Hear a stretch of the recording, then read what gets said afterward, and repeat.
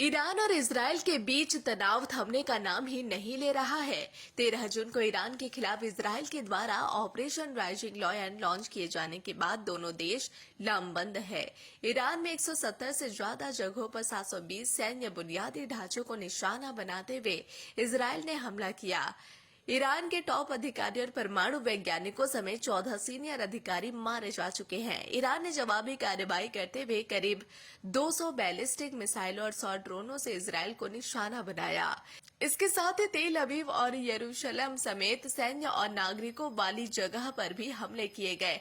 अब तक दोनों देशों की तरफ से कई दौर के हमले किए जा चुके हैं और इजराइल और ईरान के बीच संघर्ष रातों रात तेज हो गया। दोनों देशों के नेता इस बात पर जोर दे रहे हैं कि लड़ाई जारी रहेगी। इजराइल के प्रधानमंत्री बेंजामिन नेतन्याहू ने लगातार हमले करने की कसम खाई है और ईरान के इस्लामिक रिवॉल्यूशनरी गार्ड्स कॉर्प्स यानी IRGC ने बड़ा जवाब देने का वादा किया है। ईरान ने कहा कि जब तक इजराइल की तरफ से हमला जारी रहेगा वह सीज फायर पर बात नहीं करेगा। इजरायली हमलों में ईरान ने 224 से ज्यादा नागरिकों की मौत हुई है। वहीं सुबह ईरान ने सेंट्रल इजराइल को निशाना बनाते हुए मिसाइलें दागी, जिससे कई इमारतें सेकंडों में जमींदोज हो गई। इस हमले में 29 लोगों के घायल होने की जानकारी सामने आ रही है। इजरायली स्वास्थ्य अधिकारियों का कहना है कि इस हमले में घायल हुए 29 लोगों का अस्पताल में इलाज चल रहा है, जिनमें से 2 अन्य लोगों की हालत थोड़ी गंभीर है।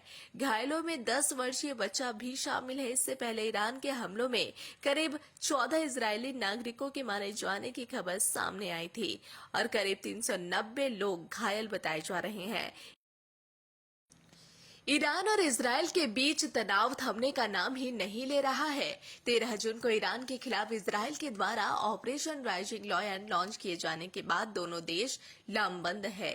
ईरान में 170 से ज्यादा जगहों पर 720 सैन्य बुनियादी ढांचों को निशाना बनाते हुए इजराइल ने हमला किया।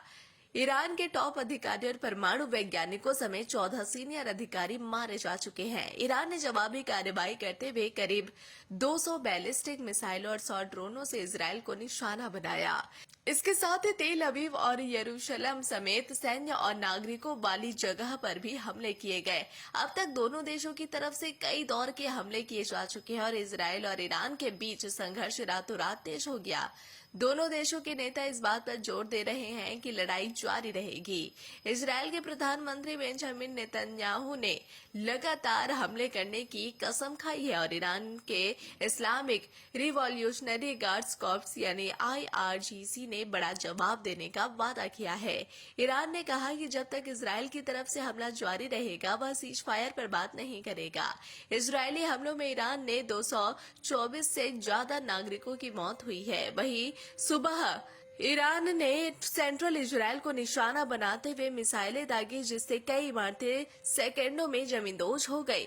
इस हमले में 29 लोगों के घायल होने की जानकारी सामने आ रही है। इजरायली स्वास्थ्य अधिकारियों का कहना है कि इस हमले में घायल हुए 29 लोगों का अस्पताल में इलाज चल रहा है, जिनमें से 2 अन्य लोगों की हालत थोड़ी गंभीर है।